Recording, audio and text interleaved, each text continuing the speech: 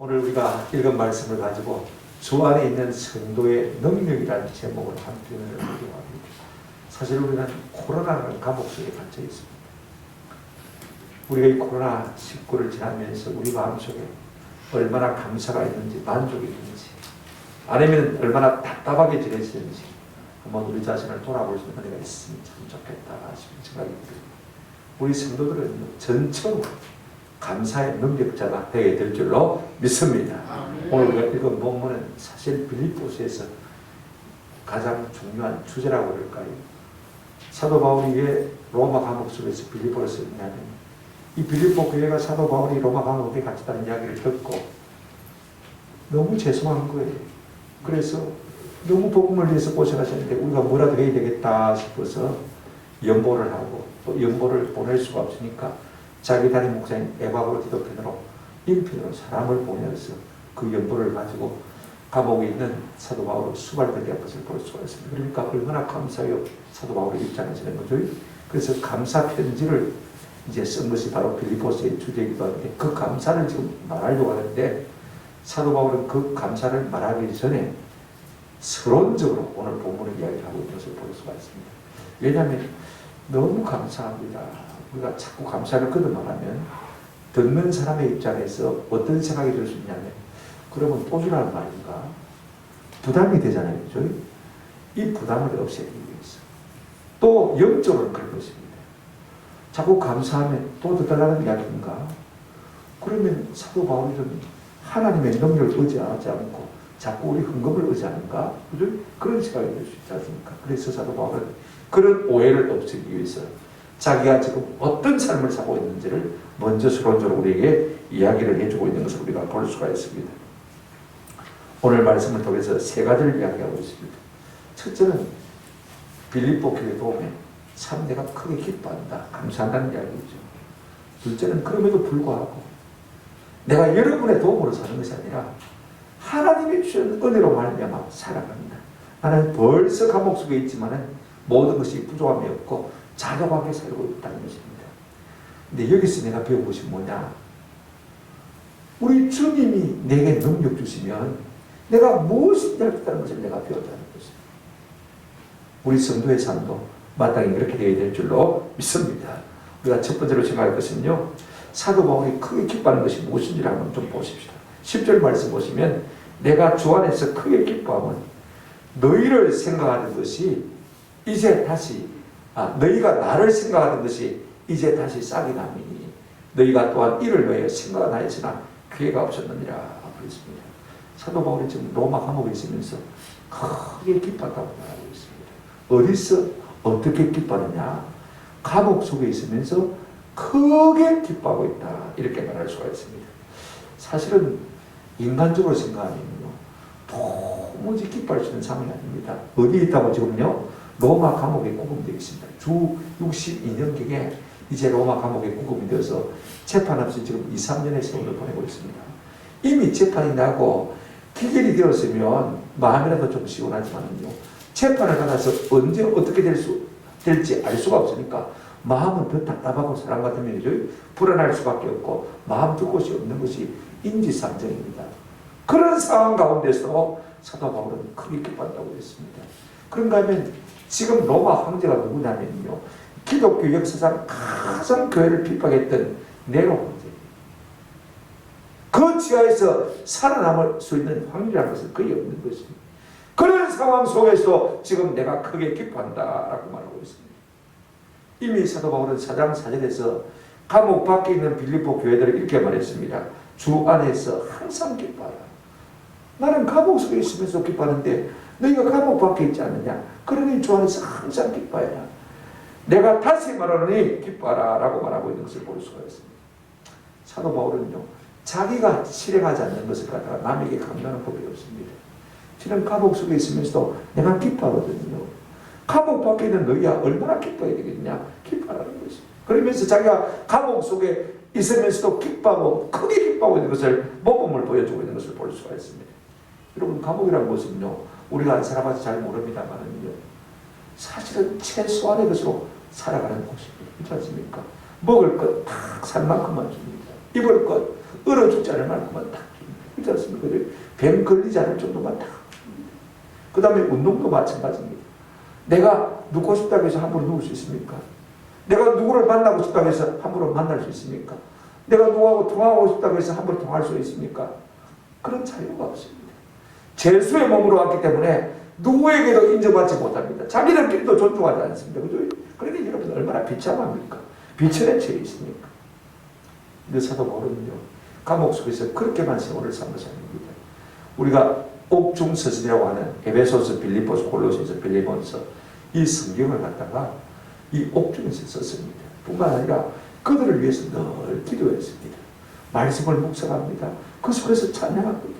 예배를 하고 있다고 말씀인 것입니다. 그러니까 옥중에서 크게 기뻤다는 말은요, 그가 그 감옥 속에서도 하나님을 예배하는 삶을 살고 있다는 것을 바라고 있는 것을 볼 수가 있습니다. 또 하나 우리가 크게 기뻐한다는 이유가 있습니다.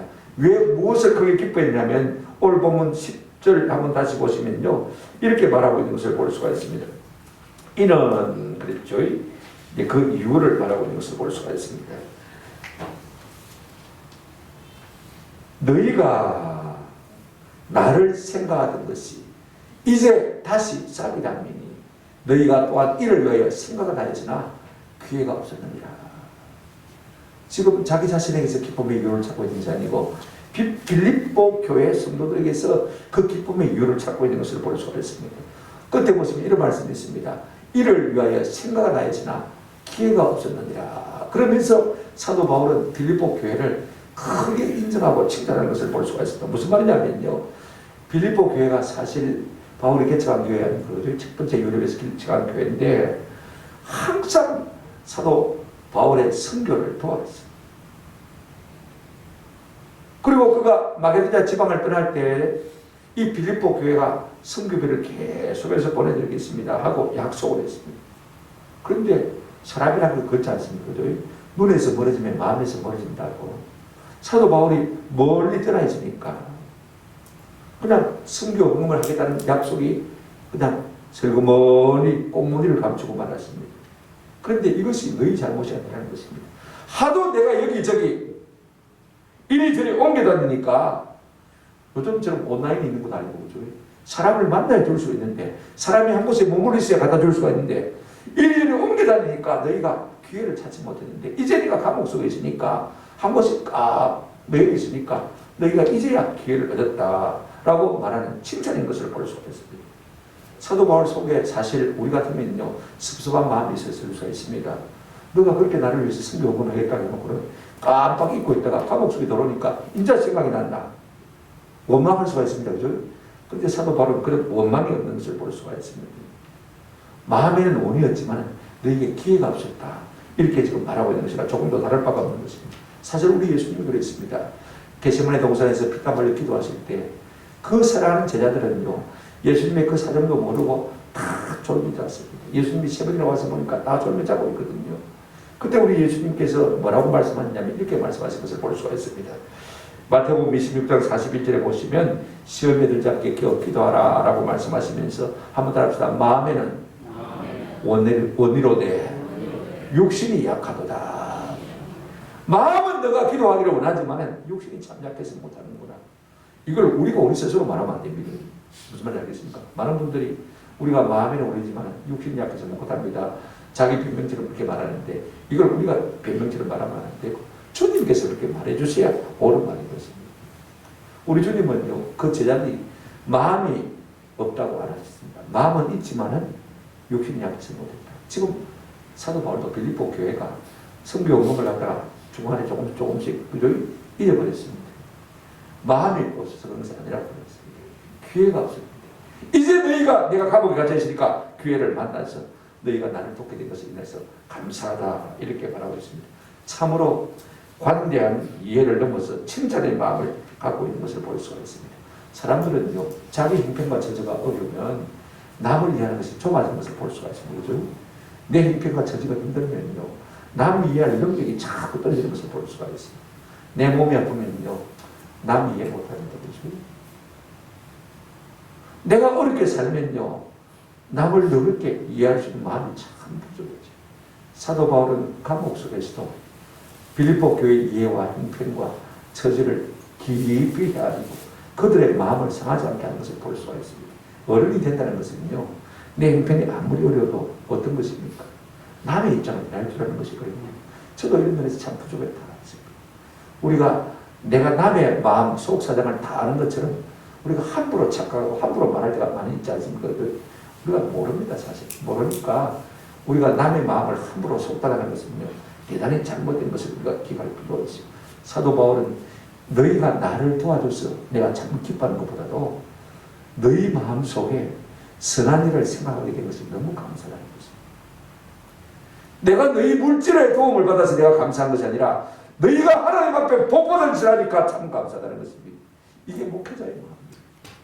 여러분들이 내게 줘서 감사한 것이 아니라 여러분들이 하나님을 섬기는 마음이 자라가는 것을 위해서 감사하고 기뻐한다. 이렇게 말하고 있는 것을 볼 수 있습니다. 무엇이 내가 부족해서 그렇다는 것이 결단코 아닌 것입니다. 두 번째로 사도 바울은요, 고난을 통해서 자족의 마음을 배우고 또 배웠다. 이렇게 말하고 있는 것을 볼 수가 있습니다. 11절, 12절 한번 보시기 바랍니다. 이것이 승리의 비결인 것입니다. 내가 궁핍함으로 말하는 것이 아니라 어떠한 형편든지 나는 자족하기를 배웠노니 나는 비천에 처할 줄도 알고 풍부에 처할 줄도 알아. 모든 일 곧 배부름과 배고픔과 풍부와 궁핍에도 처할 줄 아는 일체의 비결을 배웠노라. 두 번이나 배웠다 이렇게 말하고 있는 것을 볼 수가 있습니다. 무엇을 어떻게 배웠다는 것입니까? 경험을 통해서 고난 속에서 자족할 줄 아는 것을 배웠다는 것입니다. 이 모든 일을 갖다가 아무런 원망이나 불평 없이 감사함으로 이겨낼 수 있는 일체의 비결을 내가 배웠다. 그랬습니다. 감옥 속에서 빌립보 교회가 뭐하고 있노? 이렇게 내가 고생하는데 안 도와주고 뭐하고 있노? 그걸 기다리면서 섭섭한 마음을 품고 있었던 것이 아니라는 것입니다. 여러분, 내가 어렵고 내가 형편이 힘들면요, 남들이 안 도와주나, 저 집사님이 날 좀 안 도와주나, 저 장모님 날 좀 안 도와주나, 섭섭한 마음이 들 수 있잖아요. 그죠? 그런데 사도 바울은 그런 것이 없었다는 것입니다. 나는 주 안에서 자족할 수 있는 일체의 비결을 배우는 것입니다. 내가 무엇이 부족해서 너한테 더 달라고 감사 인사를 드리는 것이 아니라는 것입니다. 생각해 보십시오. 만약에 내가 더 달라고 자꾸 말한다면요, 그러면 사도 바울의 하나님은 어디 갔는고? 성도들이 그렇게 생각할 수 있지 않습니까? 그죠? 하나님을 신뢰하고 하나님을 의지하면 하나님이 모든 것을 다 공부한다고 설교해놓고 말입니다. 자꾸 헌금을 의지하고, 그죠? 사람의 도움을 의지하면, 그러면 저거 하나님은 어디 갔는고? 빌립보 교인들이 그렇게 생각할 수가 있습니다. 하나님의 영광이 가려지잖아요. 그죠? 이 하나님의 영광을 생각하면서 나는 주 안에서 이미 감옥 속에 있지만 모든 것에 자족합니다. 나는 모든 것을 감당할 수 있는 일체의 비결을 내가 배웠다라고 말하고 있는 것을 볼 수가 있습니다. 그는 어떤 형편에서도 자족하는 상태에 있다고 말하고 있습니다. 11절 다시 보시기 바랍니다.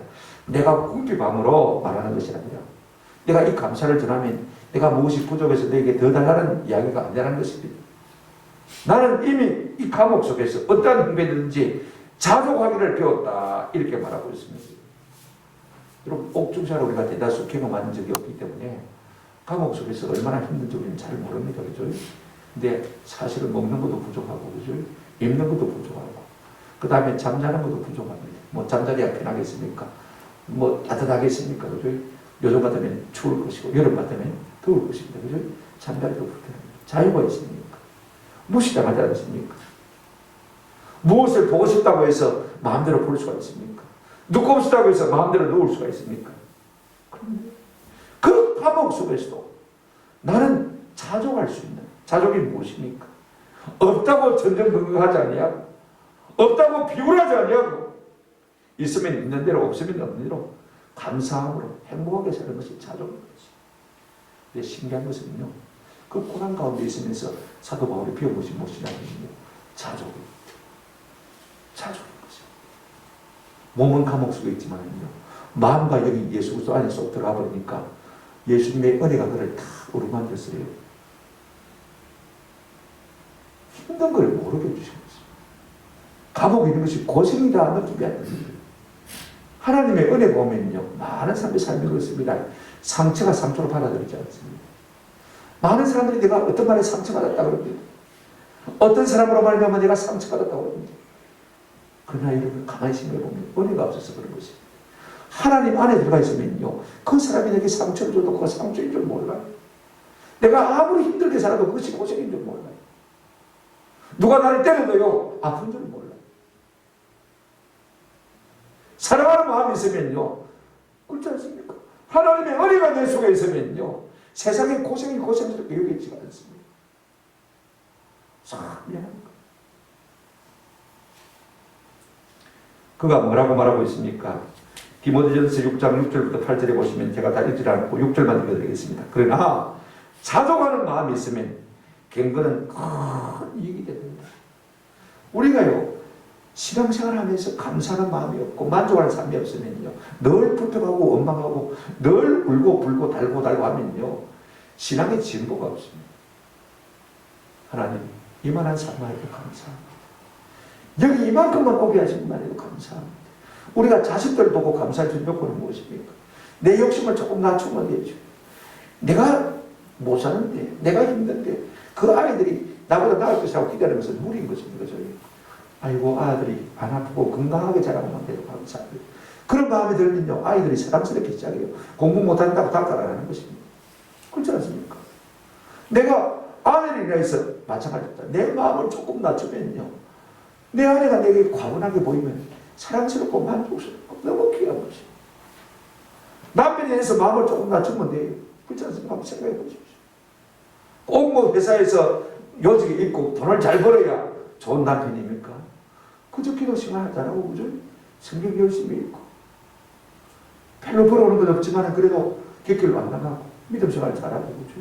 얼마나 귀해. 내 마음의 욕심을 조금 낮추면요, 다 귀하게 보이는 것입니다. 이게 자족의 마음인 것입니다. 이 마음이요, 여러분, 내가 어떤 좋은 환경이 있다고 해서 주어지는 것은 결단코 아닙니다. 은혜 속에 들어가면, 예수 안에 들어가면 이 마음이 우리 가운데 저절로지는 것입니다.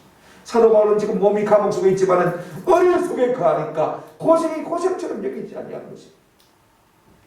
자족할 수 있는 능력을 얻게 되어진 것입니다.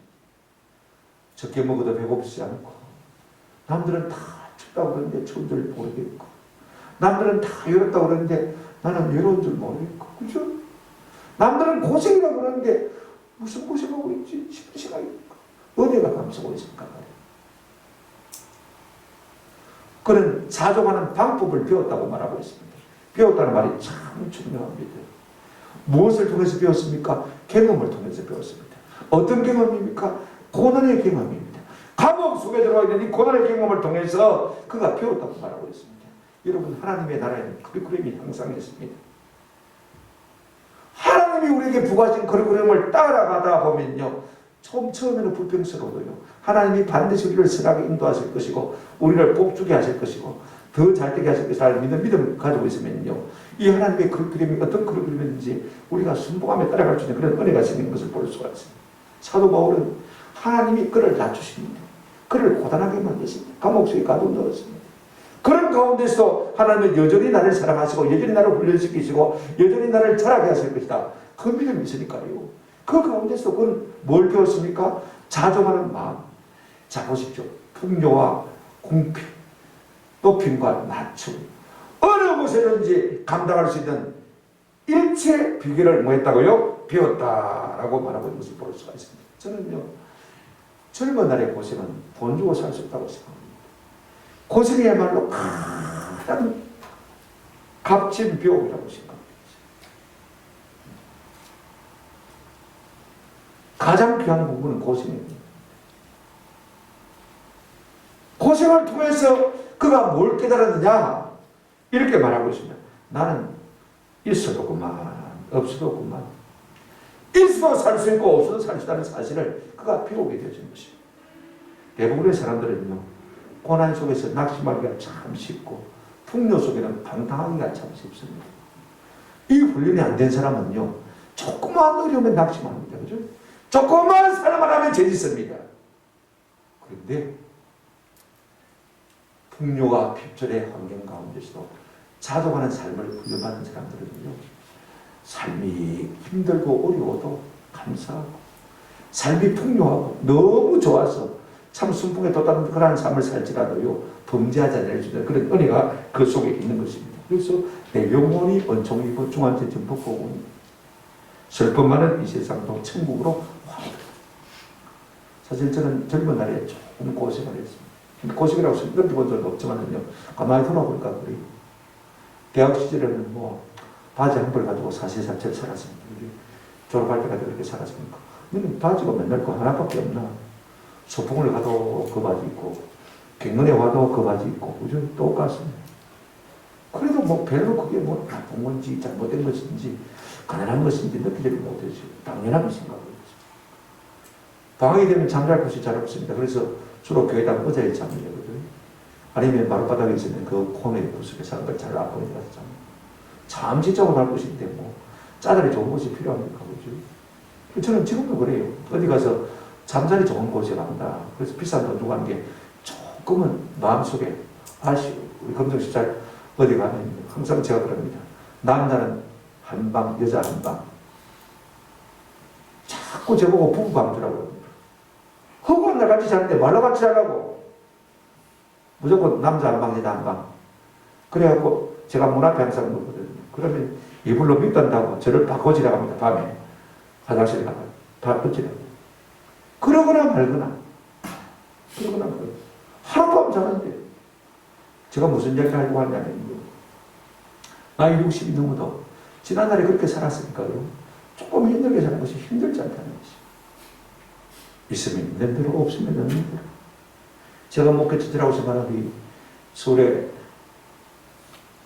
소망교회를 개척하셔서 한국 최고의 장로교회를 이룬 박선희 목사님.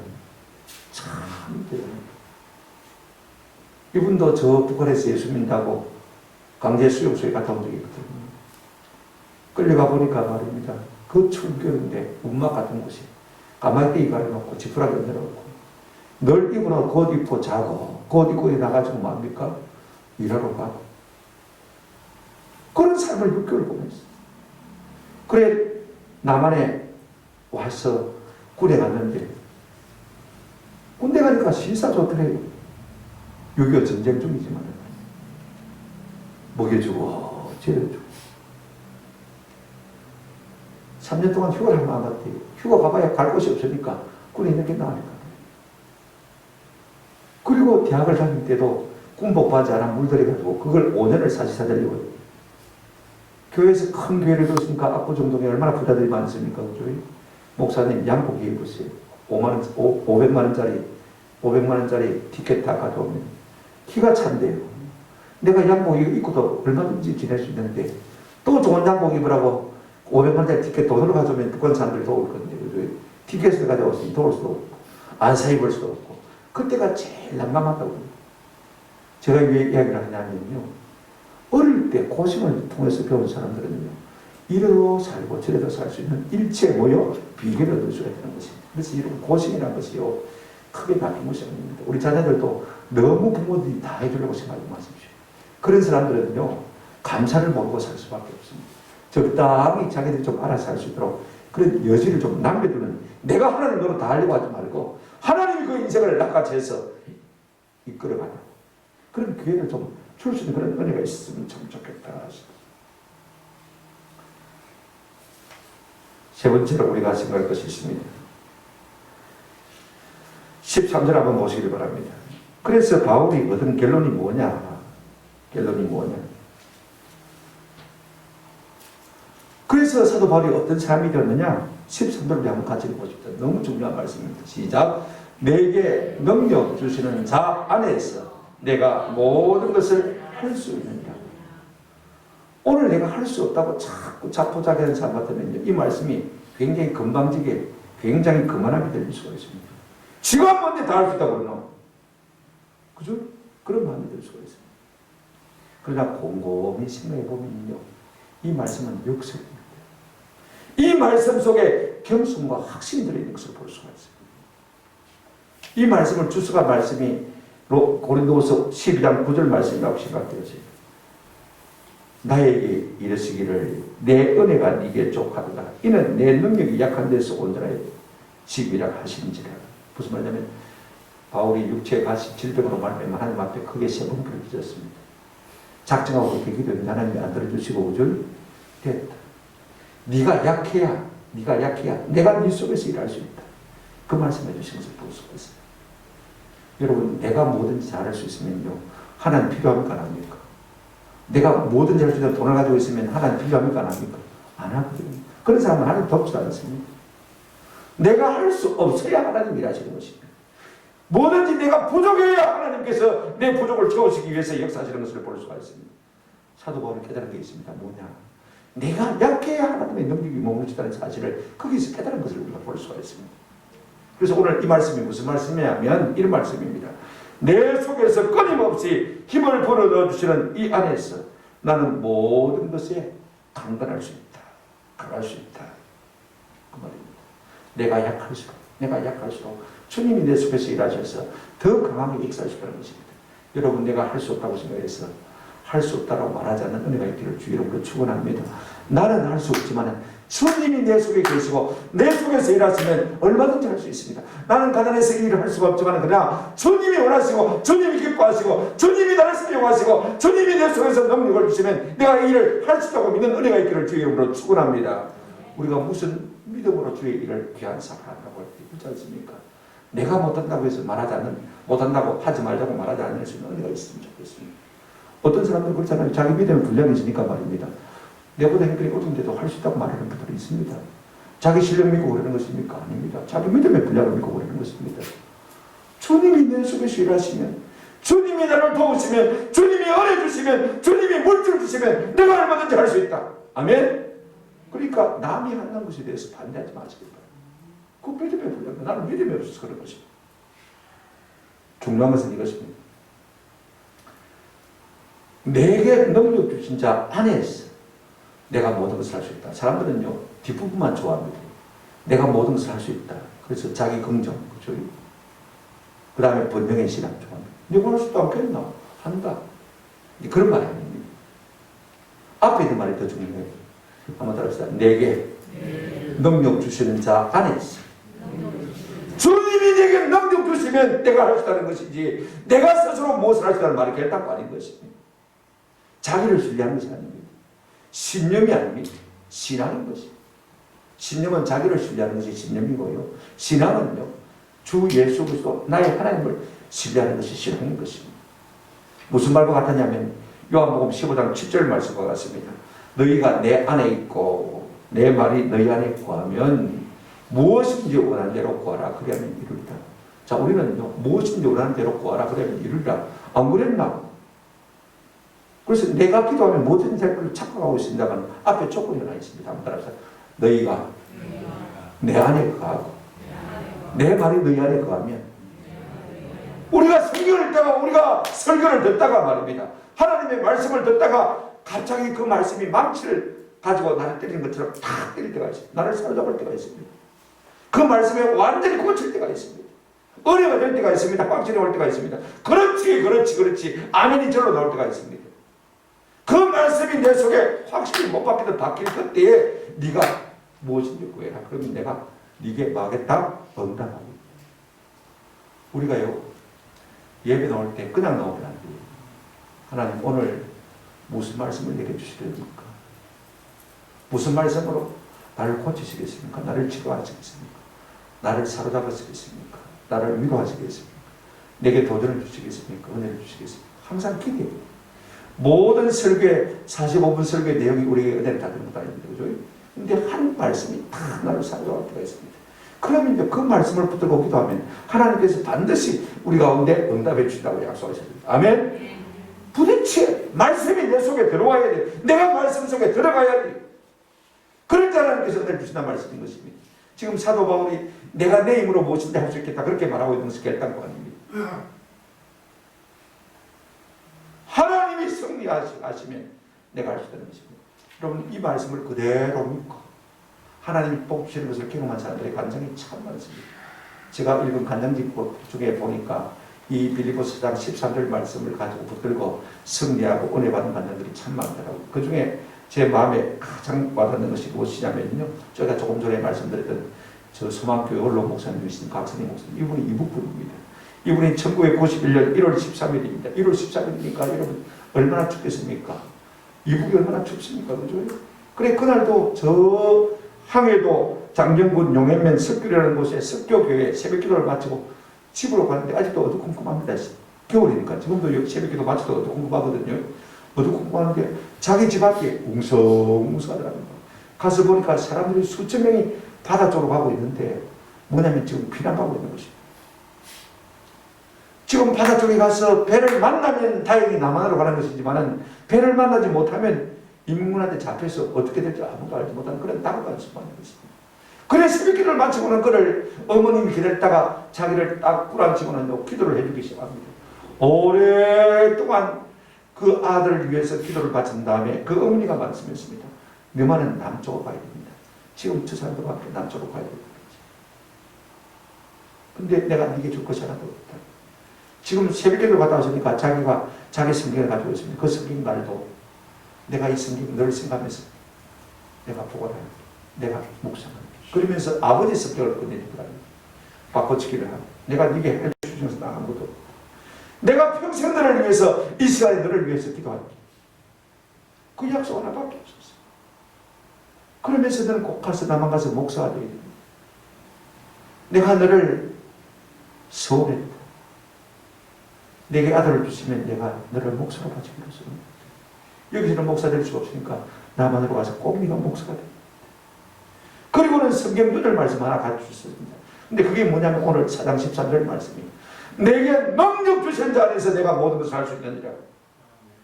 이 말씀 마음에 새기고 살거라. 하나님이 은혜 주시면 반드시 네가 좋은 목사가 될 것이다. 그게 원란이 있어요. 혈림잔치입니다. 가정고생 많이 했겠죠, 그죠? 그래도 미국으로 건너가서 유학하고 프린스턴 대학에서 신학박사 이룹니다. 그 당시에 말입니다. 그런 압구정동의 소망교회를 개척했습니다. 당신이 개척하셨어요. 가장 큰 장로교회를 이루었지 않습니까?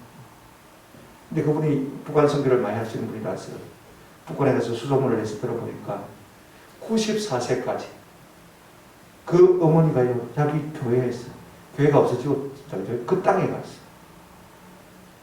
날이면 날마다 새벽에 가서 기도하시고 더우나 추우나 비가 오나 가만히 되기 덥고 사람들이 가만히 듣고 있으니까 동네 사람들 하는 거 보안국은 잘 몰라. 한쪽 구석에 가서 가만히 되기 듣고 거기서 앉아서 꿇어앉아서 기도하시고 94세까지 그렇게 기도하시다가 돌아가셨다.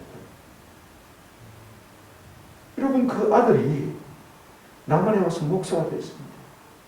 어머니가 날마다 내가 새벽마다 너희를 위해서 기도하겠다고 했는데 여러분 당신이 주무실 수 있겠습니까? 한번 생각해 보십시오. 곽선희 목사님이 아무리 바빠도요 새벽기도 한번 피한 적이 없어요. 제가 한번 우리 청주에 있을 때 그분을 목사님 좀 보십시오. 제가 소망교회 등록하고 있는데 아마 잘 모르실 것인데 우리 박덕화 장모님 목사님교회 교인이랍니다. 신앙생활 열심히 하니까 신마음 없으십시오. 집회 왔는데 마치고 9시 좀 됐는데 잠시 갔다 가시라고 그랬더니 내가 보고 목사님 그러시더라고. 당신의 말씀이 그래요. 내가 신방하는 것도 참 좋지만 새벽기도 인도해요. 지금 이 시간에 서울 가도 12시인데 신방 갔다가 가면 2시, 3시 새벽기도 인도 못합니다. 그러면 많은 교회들이 손해를 봅니다. 한 사람 때문에 많은 교인이 손해를 보게 할 수 없고 나도 생애 믿음을 깨달리기가 쉽습니다. 새벽기도 날 빠지면 안 됩니다. 그래 고사를 하시더라고요. 처음에는 스스로만 마음에 들었지만요 새겨 보니까 옳은 말씀이더라고요. 그런데 우리 장모한테 그렇게 얘기했습니다. 오시라 했더니 새벽기도 없이면 안 된다고. 평생 그분은 새벽기도 안 하면 안 된다고 얘기했더니 그분도 참 감동을 하십니다. 그런 분이 그런 분. 그런 무엇이 있으니까 하나님께서 그를 붙들고 사용하신 것입니다. 아멘. 전적으로 하나님의 손에 붙들지 않을 수밖에 없는 그와 같은 담대한 믿음이 있습니까? 그래 지금도 은퇴하시고도 나이 90도 아닙니다. 2개, 3개를 개척해서 지금 분당 예수소망교회를 잘하고 있는 성도가 잘 알고 있습니다. 사람들은요 내가 모든 것을 할 수 있다 이것만 생각합니다. 그런데 그 앞에 말이 더 중요합니다. 내게 능력 능력 주시는 자 안에서 내가 모든 것을 할 수 있다. 이게 강조점인 것입니다. 오늘 많은 사람들은 앞에 부분을 빼버립니다. 그래서 신념을 가지고 긍정신학을 가지고 번영신학을 가지고 뭐든지 할 수 있다고 생각합니다만요. 그러나 그렇지 않습니다. 하나님이 은혜 주시고 능력 주셔야 되는 것입니다. 오늘 우리의 삶 속에 나는 부족해도 여러분 나는 부족하니까 빈공간이 많습니다. 그죠? 부족하니까 없으니까 하나님이 역사할 기회가 있습니까? 없습니까? 더 많습니다. 무조건 나는 가난해서 못한다. 나는 능력이 없어 못한다. 그렇게 생각하지 마시길 바랍니다. 내가 부족하면 부족할수록 없으면 없을수록 가진 것이 없으면 없을수록 가난하면 가난할수록 하나님이 역사할 수 있는 공간이 더 많습니다. 아멘? 그러니까 하나님을 더 신뢰할 수 있고 하나님이 더 많이 일할 수가 있는 것입니다. 저는 우리 모두가 없다고 좌절하지 않냐. 내 속에 능력이 부족한 것을 인하여서 낙심하지 아니하고 우리 주님께서 우리 속에서 역사하시면 얼마든지 할 수 있음을 믿고 담대하게 주의 일에 힘써지는 은혜가 저와 여러분에게 있기를 주님의 이름으로 축원합니다. 어차피 내가 하는 거 아닙니다. 주님께서 내 속에 일하셔야 되는 것입니다. 저는 이때까지 내가 하려고 했어요. 이제부터는 좀 주님이 내 속에서 일하도록 좀 피워드리려고 애를 많이 쓰고 있습니다. 물론 지난 40년 동안 제가 교육한 것도 참 은혜 중에 은혜예요. 저 같은 사람이 한 주도 쉬지 않고 목회사에 갈 수 있다는 것이 얼마나 감사해요. 아파서 병원에 입원한다고 얼마나 감사해요. 또 뭐 교회가 없어가지고 몇 주 쉬고 한 달 쉬고 다음에 교회 증명 받아가고 그런 적이 한 번도 없어요. 탁탁탁 하나도 빠짐없이 연결해서 이끌어 주셨고 일하게 주셨어요. 그래서 저는 몸이 피곤해도요. 하나님이 쓰시고도 못한다면요. 괜찮습니다. 하나님 쓰십시오. 언제든지 볼 때 일어납니다. 고린도전서 15장 10절 사도 바울의 고백이 있습니다. 그러나 나의 나된 것은 하나님의 은혜로 된 것이니 내게 주신 그의 은혜가 헛되지 아니하여 내가 모든 사람보다 더 많이 수고하였으나 내가 아니요 오직 나와 함께 하신 하나님의 뭐로다? 은혜로다. 하나님의 능력이다. 내가 무슨 실력이 있어서 이로 선교사가 된 것도 아니고 내가 능력이 많아서 많은 교회를 개척한 것도 아니고 내 속에서 역사하시는 하나님의 능력으로 하나님께서 내 속에 은혜를 주셔서 내가 이 일을 이루었다. 그래서 내가 가장 부족한 찾아올 때 더 많이 수고할 수 있다. 이렇게 고백하고 있는 것을 볼 수가 있습니다. 내가 한 것이 아니라 누가 했다고요? 하나님이 하신다는 것입니다. 오늘 우리 속에 우리가 일평생을 다 살고 난 다음에 이와 같은 고백이 있으시기를 주님의 이름으로 축원합니다. 하나님이 하시니까 되어진 것입니다. 아멘? 하나님이 하시니까 되어진 것입니다. 내게 능력 주신 자에서 내가 모든 것을 할 수 있다. 남은 세월 여러분 아무도 염려하지 마십시오. 매사에 부정적인 사람이 되지 마십시오. 주님이 하시면 내가 이렇게 나이가 들어도 할 수 있다는 것을 입증해 보이는 은혜가 있기를 바라고 하나님의 살아계심을 간증하는 저와 여러분 되시기를 주님의 이름으로 축원합니다. 그렇다면 오늘 이 말씀을 우리 가운데 어떻게 적용할 것인가 말씀을 맺으면서 이 말씀을 좀 드리려고 합니다. 여러분 사도 바울은 감옥에 지금 홀로 집가하고 있습니다. 맞습니까? 신앙의 독립자가 없습니다. 그럼에도 불구하고 그런 그 가운데서 하나님을 예배하는 것을 우리가 잘 알고 있습니다. 주 안에서 기뻐하는 것을 우리가 잘 알고 있습니다. 코로나19 때문에 우리가 성도들과 잘 만나지 못한다 할지라도 그 가운데서 하나님과 깊이 교제하는 은혜가 있었으면 참 좋겠다. 그래도 코로나19 때문에 내가 영적으로 받은 일이 많구나. 그렇게 고백했습니다.